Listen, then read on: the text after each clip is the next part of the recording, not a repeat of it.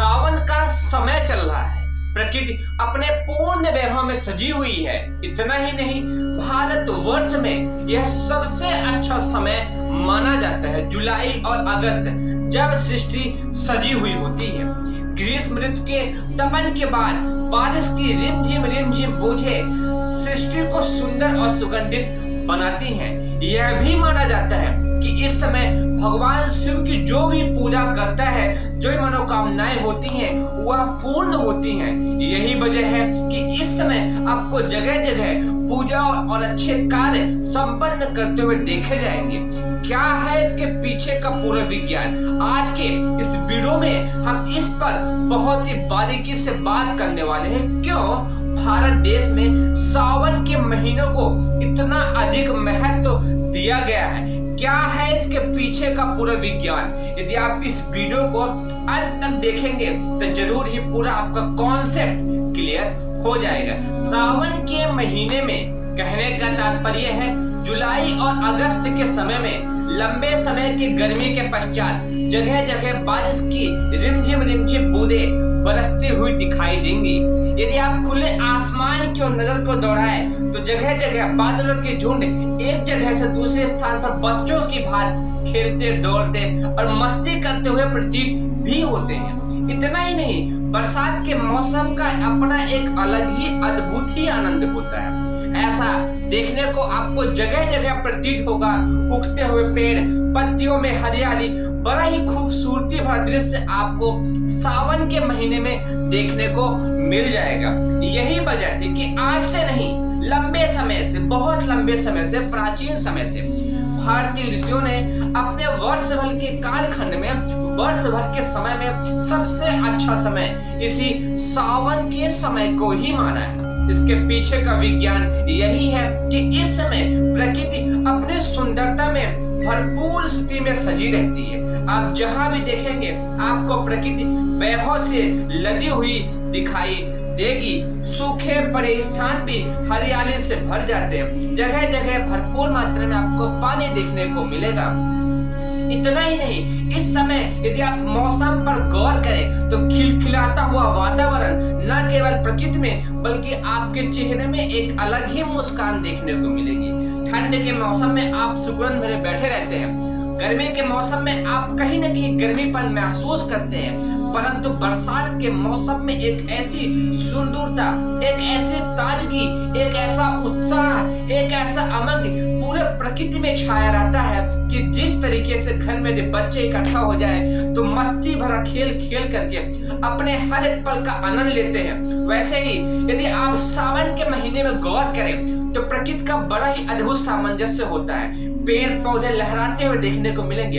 इसी मौसम में किसान भाई कई तरह के फल, पत्तियां, औषधि युक्त पेड़ पौधे, फूल, फल भरपूर मात्रा में आपको देखने को मिलेंगे। कहने का तात्पर्य है सावन के महीने में हरियाली युक्त वातावरण ऐसा देखने को मिलता है कि बात ही क्या कही जाए। जैसा कि आप जानते हैं, सावन माह को श्रावण मास भी कहा जाता है। श्रावण नक्षत्र की पूर्णिमा के कारण ही इसे श्रावण मास कहा जाता है। यह हिंदू पंचांग के अनुसार 5वां माह होता है, जो सबसे अच्छा और सबसे अधिक आध्यात्मिक स्थिति का माना जाता है। यही वजह है कि इस मौसम में, इस समय में आपको जगह जगह भक्तिमय, संगीतमय, आध्यात्मिक माहौल से, पूजा पाठ से भरा हुआ माहौल जगह जगह देखने को भी माना जाएगा। क्योंकि प्राचीन समय से हम मान्यता चली आ रही है कि इस माह प्रकृति हमें बहुत शक्ति, ऊर्जा देने की शक्ति और सामर्थ्य भी छुपाया रहती है। यही वजह है कि आज भी हम जगह जगह इस भक्तिमय आनंद में लिप्त देखे जाते हैं। जैसा कि आप सब जानते हैं कि इसी बीच में रक्षाबंधन, नाग पंचमी, हरतालिका तीज जैसे गुरु पूर्णिमा पर्व, विशेष पर्व इस सब के बीच ही पड़ते हैं। वजह आप सब जान चुके हैं कितना अधिक सामंजस्य, सुंदरता भरा पल इस समय का होता है। यही वजह है कि इस समय रक्षाबंधन जैसे पावन पर्व, हरतालिका तीज जैसे पावन पर्व और गुरु जैसे महान पूज्य व्यक्तियों की आराधना का पर्व भी इसी समय आता है। भारत देश में तो नाग की भी पूजा होती है, इसीलिए नाग पंचमी भी आती है।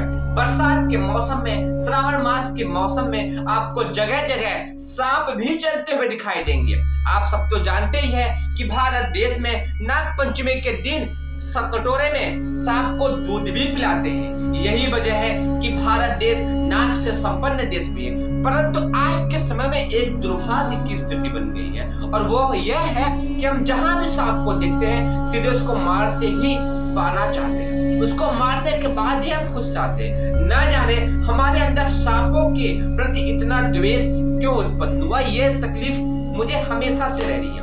परंतु क्या आपको पता है, अनादि काल से, प्राचीन समय से, लंबे समय से भारत देश में सांप की पूजा होती रही है। नाग पंचमी का पर्व हमें यह बताता है कि हमें नागों की भी पूजा करनी चाहिए। अनावश्यक किसी जीव को मारने का हमें कतई अधिकार नहीं है।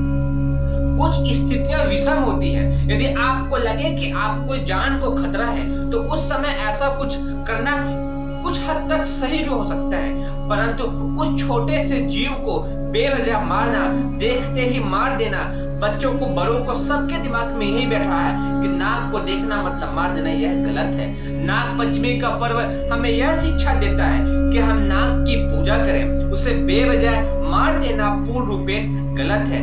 नाग भी एक सृष्टि के सुंदर जीव में से एक जीव है, जिसकी सुंदरता देखते ही बनती है। भगवान शिव ने तभी तो अपने गले में सांप को बैठा रखा है, और हमें यह बताते हैं कि जिस तरीके से हम सांप को इतना पूजनीय मानते हैं कि अपने गर्दन पे, गले पे बैठा रखे, क्योंकि आप तो जानते ही हैं भगवान शिव के गले में बैठना बाप रे बाप कितनी बड़ी बात है। जो भगवान शिव के गले में बैठा है और हम शिव के भक्त हैं, शिव की पूजा करते हैं, शिव को दूध से नहलाते हैं, शिव को दूध, दही, घी, मक्खन लगाते हैं, शहद लगाते हैं, प्रतिदिन बेलपत्र चढ़ाते हैं। जिस शिव ने उस सांप को गले में बैठाया है, हम सांप को देखते ही मार दे, यह तो गलत बात है। इसीलिए सांप को बेवजह मारना नहीं चाहिए। जो आपके अंदर सांपों के प्रति डर है उसे निकाल फेंकिए। सांप भी जैसे अन्य जीव है उसी तरीके से, आपको खतरा महसूस लगे तो आप उसे पकड़ कहीं और निकलवा के दूर छोड़ दीजिए, पर अनावश्यक मत मारिए। सावन के महीने में, श्रावण मास में, हालांकि हर एक दिन अत्यंत ही महत्वपूर्ण होता है क्योंकि प्रकृति अपने पूर्ण वैभव में होती है, परंतु श्रावण के मास में सोमवार का दिन तो विशेष ही महत्व रखता है। यही वजह है कि इस श्रावण मास के हर एक सोमवार को कुंवारी कन्याएं व्रत भी रखती हैं, और ऐसी मान्यता है कि इस व्रत रखने पर भगवान शिव के समान पति सबको मिलते हैं। ऐसे उपासना करे भी क्यों नहीं, क्योंकि भगवान शिव बलशाली है, ओजशाली है, परम ब्रह्म शक्तियों से संपन्न है। कौन स्त्री भगवान शिव जैसा पति नहीं चाहेगी। अर्थात पुरुष का भी यह कर्तव्य है कि भगवान शिव के समान तो नहीं, परंतु जितना भी बन सके शरीर से, मन से, विचारों से बलिष्ठ और अच्छा बनने का निरंतर ही प्रयत्न भी करना चाहिए।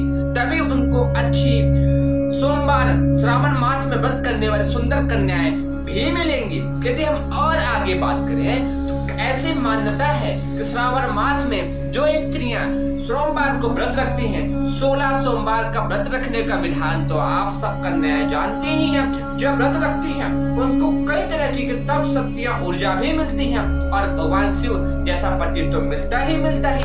क्यों, इसके पीछे का विज्ञान क्या है? ऐसी मान्यता है प्राचीन समय से कि भगवान शिव श्रावण के मास में, सावन के महीने में सुंदर से धरती में आए थे और अपना ससुराल गए थे, और वहाँ उनका पूजा आराधना हुई थी, उनको लोगों ने सम्मान दिया था। इसी भाव से आज भी जो स्त्रियां 16 सोमवार का व्रत करती हैं, विधि विधान पूर्वक उन्हें भगवान शिव के जैसा व्यक्ति, पति मिलने की पूर्ण ही संभावना बनी रहती है। ऐसा अपने प्राचीन समय से मानता चली आ रही। आप सब तो जानते ही हैं, श्रावण मास में अर्थात सावन के महीने में आपको जगह जगह जलाभिषेक देखने का मिलेगा। इसके पीछे का विज्ञान यह है कि भगवान शिव ने जब समुद्र मंथन से उत्पन्न उस जहर को, जिसे लेने की शक्ति और सामर्थ्य किसी में नहीं थी, भगवान शिव ने उस जहर को भी पी गए, और पीने के पश्चात उसे कंठ में रोक के रखा। उनके अंदर उष्णता गर्मी उत्पन्न हुई। उस गर्मी को शांत करने के लिए सभी देवताओं ने उन पर जलाभिषेक किया, जल का स्नान कराया। इसीलिए आज भी ऐसी प्राचीन समय से चली आ रही विज्ञान पद्धति है कि भगवान शिव को जल से स्नान करा के, जलाभिषेक करा के उनके अंदर शांति शीतलता का भाव उत्पन्न करने की सिद्धांत से ही इसकी पूजा आराधना आज भी की जाती है। कहने का तात्पर्य है, हमें भी जब ऐसा भाव लगे कि हम तकलीफ में हैं, तो हमें उस स्थिति में मन को शांत रखकर उसी भाव से भगवान शिव की पूजा अर्चना करते हुए आगे भी बढ़ते रहना चाहिए। सावन का महीना ना बहुत गर्म और ना ही बहुत ठंडा होता है। कहने का तात्पर्य है, बहुत ही खूबसूरती भरा समय आपको देखने को मिलेगा। यही वजह है कि इस समय हमें जगह जगह घूमने का मन भी करता है। करे भी क्यों नहीं, क्योंकि प्रकृति जब अपने पूर्ण वैभव में है तो उसे देखकर मन गदगद तो होगा ही होगा। तो हमें भी कहीं न कहीं घूमने का आनंद लेने का भरपूर ही मन भी करता है। परंतु आज के समय में कहीं कहीं कुछ प्राकृतिक आपदाएं भी देखने को मिलती है, पर कहीं न कहीं उसके पीछे गलती मनुष्य की है। वह मानव निर्मित प्राकृतिक आपदाएं ही हैं जो व्यक्ति को समस्याएं उत्पन्न करती हैं। तो हमें कोशिश करनी चाहिए कि हम प्रकृति के साथ सामंजस्य मिलाकर ही हर काम वैसा करते हुए आगे बढ़े, तो प्रकृति भी हमें अपना पूर्ण रूपेण आशीर्वाद प्रदान करेगी और हम सावन के मास का, जो कि प्राचीन समय से चला आ रहा है, इस खूबसूरती के पल का भरपूर ही आनंद लेंगे। हमें तो इस छोटी सी वीडियो में श्रावण मास के बारे में कुछ बताना चाह रहे थे, परंतु श्रावण मास और सावन मास की जितनी भी कथा, जितनी भी व्याख्या की जाए उतना कम है, क्योंकि यह बड़ा ही अद्भुत, बड़ा ही उद्गम और बड़ा ही प्राण शक्ति ऊर्जा से भरा हुआ समय है। भगवान शिव की शक्तियां हम सब पर निरंतर ही मिलती रहे, ऐसे भगवान शिव से प्रार्थना मनोकामना। आप सब स्वस्थ रहें, मजबूत रहें, बलशाली रहें, ऐसे भगवान शिव से प्रार्थना करते हैं। आपको क्या सीखने को मिले और आपके क्या विचार हैं श्रावण मास के बारे में, हमें कमेंट करके जरूर बताएं। आप सभी को दिल से बहुत बहुत धन्यवाद।